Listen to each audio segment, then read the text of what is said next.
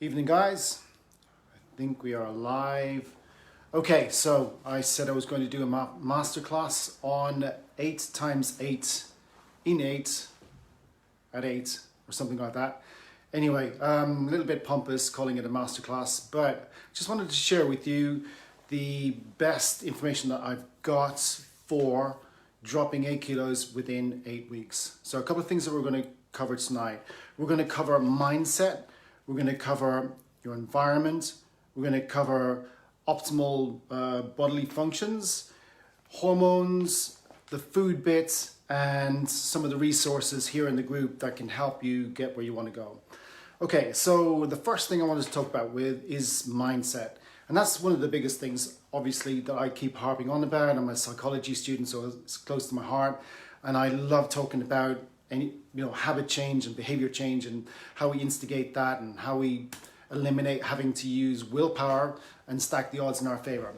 Okay, so as we're going through here, if anybody's got any questions, please let me know. I might actually be able to answer them here live. Otherwise, I'll reply in the comments later. Okay, so getting back to mindset. One of the things that I do that I find this works, this really works, and it's called force function. And you might not be able to tell, but I absolutely hate doing these live videos because they're nerve-wracking. You can say the wrong thing and you can't edit it, you can't change it, and it's it's kind of it's a big deal. You want to get things right, and it's called force function. And that basically is what I did earlier. Was I put in the group that I was going to go live at 8 p.m. and it was going to be this masterclass. And there's just no way I can't show up. I can't not be here, and I can't run away from it. So how does this apply for you? If you don't have to proclaim it to everybody on Facebook that you're going to do something, but if you want to lose weight and you want to make some changes, you can involve some other people and let people know that you're going to do what you set out to do. Now, it doesn't have to be wholly based on the outcome. So if there are some things that are going to lead you towards that goal of losing 8 kilos in 8 weeks, set yourself up and make yourself accountable for the steps that will enable you to reach that goal. So hold yourself accountable for doing 10K steps, or going to your group gym class, or your run on a daily basis, whatever it is. But get somebody to hold you accountable for those process steps. Those are the process steps that lead ultimately towards your goal. At the end of the day, we're talking about losing 8 kilos of body weight. Now, 8 kilos, I haven't said, 2 stone or 3 stone or whatever, something, hugely dramatic for effect. But 8 kilos, what does that look like? That's quite a lot of weight. So here's my trusty piece of lard that it could actually be, I think it's a pound. Okay, so a pound is 2.2 kilos and 16 of these bad boys in 8 weeks. Can you imagine all of that around your body? I think I did this before, but that's a lot of weight. And specifically around the midsection does 2 things. One, it's very important for health because those the visceral fat around your organs contribute to a lot of bad things going on in your body. That's the science bit. And also, it makes your belly protrude. And there's a direct correlation now that I think more so than the BMI, they're looking at the circumference of your waist in relation to your height. So not as good to be as wide as you are tall. Anyhow, getting back to my point. Looking to lose 8 kilos within 8 weeks, it is doable, but it makes a dramatic effect. Can you imagine how you would look, how you would feel? 8 kilos, imagine 8 kilos of mincemeat. I remember somebody telling me a story years ago. They were trying to get people to visualize what you would look like with 8 kilos of muscle if that was distributed around your body, and if they had, they got somebody to visualize having 8 kilos of mincemeat and then packing it on their body.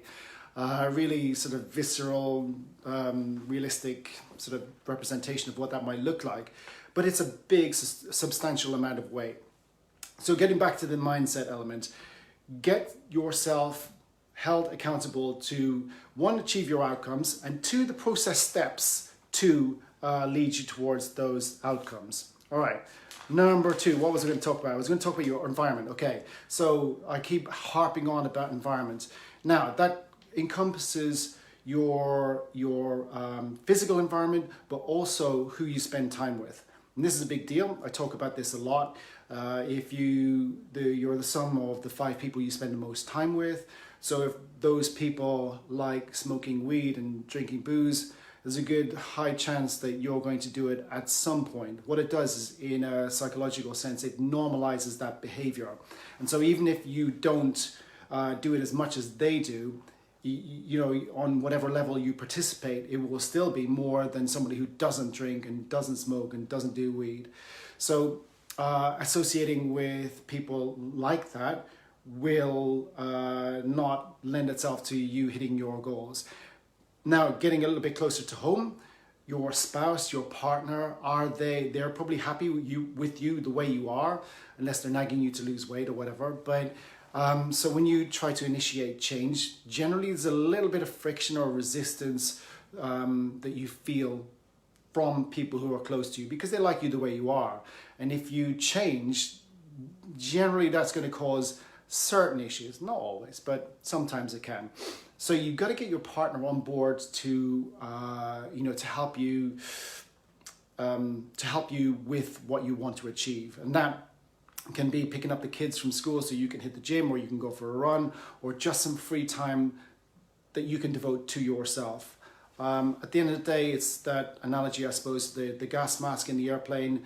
You got to put the gas mask on yourself first so that you can be there to provide and help other people. So sometimes it's about being the best version of you so that you can be there present and be a better version for everybody else. So your environment is not just the physical environment, but also your emotional environment.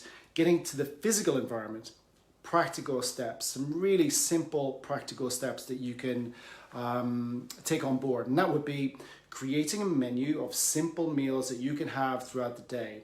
3 meals, breakfast, lunch, dinner. Create a shopping list for those meals. Have the ingredients for those meals in your cupboards, in your fridge. All of the shit that you don't want to be eating, get rid of it, because sooner or later, if it's there, it's going to get eaten.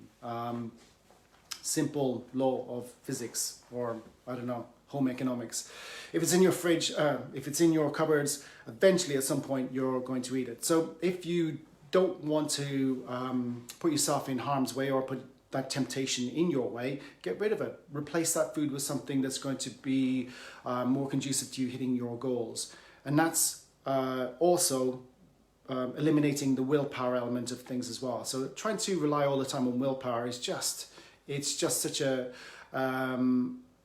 it's a mediocre way and a short-term way to try and hit your goals. So what we're trying to do is eliminate all of the obstacles and all of the hurdles that you've got to cross and all the friction that prevents you or is in your way from you hitting your goals. And that would be having the kinds of foods that are not going to help you hit your goals, having the environment or kitchen environment that isn't conducive to you hitting your goals, and your emotional well-being that supports you along that journey. Okay. One of the more sort of physical aspects, and it's something that I have experience with myself, is it's important. Obviously, it's kind of chicken and egg. Nutrition and digestion, what kinds of things your body can assimilate and thrive on, and what actually causes it problems and makes it very difficult for you to digest and thrive and be healthy. And so you want to look at getting your heart, your lungs, your guts, your muscles and your joints to work as optimally as possible. All of that, the body works as a whole. And if you can do as much as you can to impact each of these areas, they are all going to contribute to you being a healthier, fitter version of yourself. Now, what do I mean by that? So the heart and lungs, cardio. As soon as you hit past 40, you're going to need to spend a little bit more time working on your overall cardio. Cardio isn't just for weight loss, but it helps you circulate the blood around your body. And healthy lungs, healthy heart, you've got good circulation, you're going to have a body that's working optimally. And Your guts is another big deal. It's a big deal for me, but they call it the second brain because there's as many neurons, or if not more, almost as many neurons as you find in the brain. And so stress, bad food, lack of sleep can all impact our digestion, what's going on here, make us actually feel unwell. And when we feel unwell, or if we have inflammation, our body doesn't process the nutrients that we consume as well as we'd like. And this causes us issues because it can slow down your metabolism, it can make you ill, it can do all of the things that you don't want it to do if you're on a diet plan and trying to lose weight.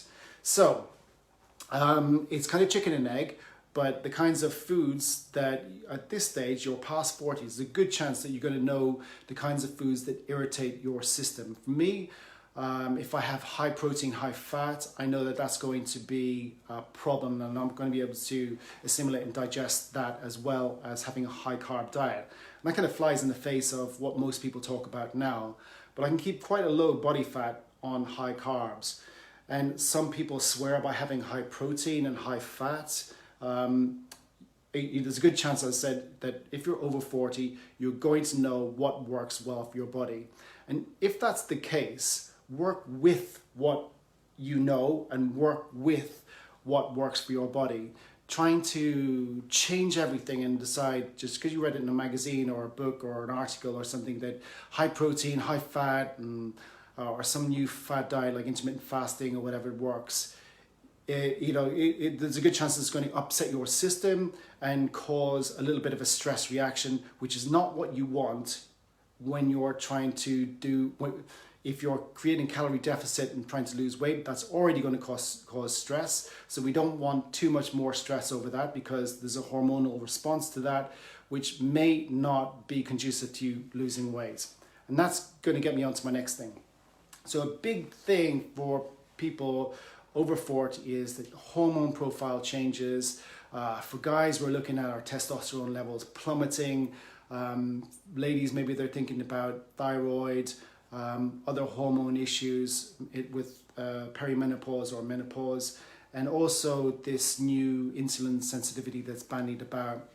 And my take on this is that I'm a personal trainer, and I may have read books, and I may have studied, and I may have watched a few videos online, but there's no way I'm going to compete with an endocrinologist or a phlebotomist, a doctor who studied blood or the hormonal system. So get advice from them.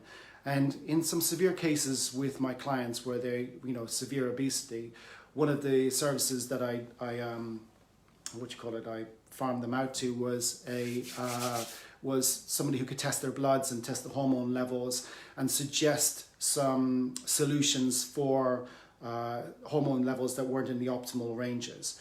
But if you you genuinely believe that the way you are at the moment is that not your fault because it is down to your hormones, get your hormones tested. You can do it. Get your bloods tested. You can test the various different levels of the hormones, and if they're not within the optimal levels, then there are certain things that you can do to impact that. Now, I would say that generally speaking, unless there's a severe deficiency, we're still looking at a small percentage of impact that's going to make on your overall results on an 8 kilos in 8 weeks fat loss program. But if you are deficient in certain hormones, or there is a problem with your hormones, it would be good to find that out. Okay, finally, get to the food stuff. So what can you do to impact your eating habits, and what do we need to do to drop 8 kilos within 8 weeks? And these are the things that I start off with, the things that make the biggest impact first. I'm not looking at supplements, I'm not looking at hydration, I'm not looking at food timing or intermittent fasting. I'm looking at the big things that move the needle in a big way. And these for me would be, first of all, the fourth macronutrient, alcohol. Look at your alcohol consumption. And the easiest thing to do, if you want to make dramatic results, is to eliminate it. If you can't bear doing that, split it in two, half it. Next thing, takeaways. How many takeaways a week are you having? Again, eliminate them or slice them in two. They are the two biggest things, all right? Now, if you don't drink and you don't eat takeaways, then obviously that doesn't make much sense to you. But this is for people who do, and it will make a significant difference. Trust me on this. The other thing that kind of flies in the face of certain advice, I would say, is snacking. I think snacking is the way to gain weight. It's if you are serious about losing weight, then I would suggest that you concentrate on having your 3 or 4 meals a day and eliminate snacks. There is no harm in feeling hunger. And it's also good to feel when you're satisfied as well. And the more layers of complexity we put in between our feelings of hunger and satiety, the further away we get from our natural hormonal responses to, I'm hungry, I need to eat something, or I've had enough food, I don't need to eat anymore. And if you have those two things happening, your body will tend to regulate itself. But generally speaking, when you've accrued a lot of weight, especially around the middle, the fat almost becomes its own organ, and it will play with the hormones that stimulate hunger and the hormones that stimulate satiety. So it's very difficult to figure out when you're truly hungry and when you've had enough food to sustain you. And so, where was I going with this? Yes, so snacking and grazing that we tend to do because the fridge is there and there's always something to eat is something that's not really conducive to losing weight. I say feel the hunger and then feel satisfied when you've eaten the food. But the hunger, that part is when you're actually digesting the food and assimilating and absorbing and it's doing the job that it needs to do. Don't interfere with that. That's nature's way. We didn't have fridges. We didn't have this ability to graze on food, pre 100 years ago. This is all new to us, and we struggle to deal with it effectively anyway. So I would say snacking is something that needs to be eliminated. And the fourth thing with food is portion sizes. And what I said about going back to the shopping list and having the meal plan for the week is knowing what you're going to have and then having a portion size. So you know what you're having and you know what a portion size looks like. When you're eating different meals and having takeaways and all of that sort of stuff, it's very difficult to effectively assess what kind of portion size you're having unless you're eating, one pizza every night. It's pretty easy to figure out how much of a portion size you're having. But if you're having different meals, having on the same plate, and this is like basic and boring, but having a plate that you normally eat, I have a bowl, this is right, super boring and sad, but I have like the same bowl that I eat quite a lot of my food out of. It's like almost like a comfort blanket, but it also realistically helps me keep my portion sizes in check.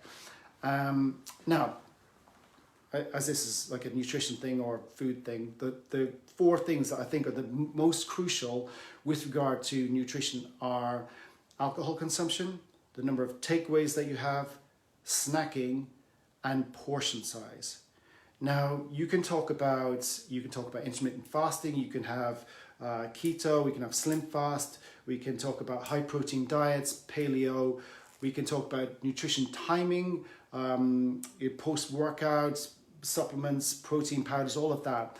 And all of that is still only a really small slice of the pie in comparison to those 4 things. Get those 4 things right. They really make a huge difference to how you look, how you feel. And all of the other things, they're the icing on the cake. They're the glamorous sprinkles that everybody wants to talk about and trainers want to talk about because they, studied it over the weekend and they wanted to tell you about the latest trends and fashion, fad diets and all the rest of it. But the things that truly move the needle and make a difference are the basics, and they have a big impact. So portion sizes and the quality of your food, alcohol, takeaways, snacking. Boring as hell, but they make a difference. All right. I was going to talk about Resources. Okay, so after all of this rambling chat about food and nutrition, the, the, the nutritional information that I put into the group, I'm going to tag it 8 times 8, and anything that's pertinent to this talk that I've given, I'm going to give it a hashtag so that you will be easily able to find it. So things on portion control, potentially things on hormones, mindset, because I keep going on about mindset, and environment, and yeah. Now going back to the start, if you want to make some changes, this thing called force functioning, it is powerful. It makes me get up here and do my talking to a camera to, you know, on a Facebook Live, which is nerve-wracking. So get yourself some accountability. Now, you know the things that you need to do, generally speaking. It's the problem is sticking to it, and the problem is starting it. So make yourself accountable to someone or something so that you you stay the course. And in 8 weeks, you can make a huge difference to how you look and how you feel. But there are very simple things that need to be done very consistently. And if you fall off the wagon, you climb back on and you carry on, because that's just part of life. And there's no perfect time to start, and there's no perfect time to climb back on the wagon. But you need to make it happen, and you need that consistency to hit your goal. Now, if there's any questions on any of this, because I couldn't see them on the thingy, but thank you. Hold on, cancel that. But if there's any questions, guys, let me know. And if anybody's interested, I'm going to be, as soon as gym's open, I run an online 8 times 8 and an in-person 8 times 8, dropping 8 kilos within 8 weeks. It makes a substantial difference, a significant difference to how you look and how you feel. And it is doable. I have people doing it right now. I post the guy's results in the group on a weekly basis, and his graph is going down, down, down, doing simple things. Okay, that's it for tonight, guys. Hope you enjoyed it. Speak to you soon. Bye-bye.